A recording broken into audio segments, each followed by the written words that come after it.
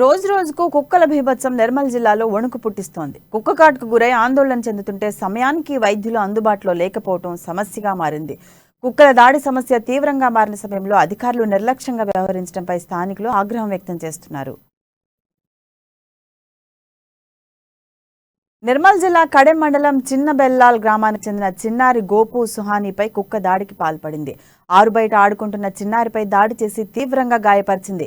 చిన్నారి తల్లిదండ్రులు పాపను హుటాహుటిన ఆసుపత్రికి తరలించినప్పటికీ అక్కడ డాక్టర్లు లేకపోవడంతో ఏం చేయాలో తోచని పరిస్థితి ఏర్పడింది. ఆసుపత్రిలో డాక్టర్లతో పాటు సిబ్బంది ఎవరూ లేకపోవడంతో పాప తల్లిదండ్రులు నిరాశ్రయులుగా మిగిలారు. దాదాపు 2 గంటల తర్వాత అటెండర్ ఫోన్ కాల్తో ఆసుపత్రికి వచ్చిన సిబ్బంది చిన్నారికి వ్యాక్సిన్ ఇచ్చారు. ఆపద సమయంలో వైద్యులు సిబ్బంది అందుబాటులో లేకపోవడంపై పాప తల్లిదండ్రులు ఆగ్రహం వ్యక్తం చేశారు.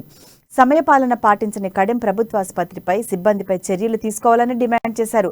ఇది కేవలం ఒక్కరోజు కాదని నిత్యం సిబ్బంది నిర్లక్ష్యంగా ఉంటున్నారని, సమయపాలన పాటించడం లేదని స్థానికులు అంటున్నారు.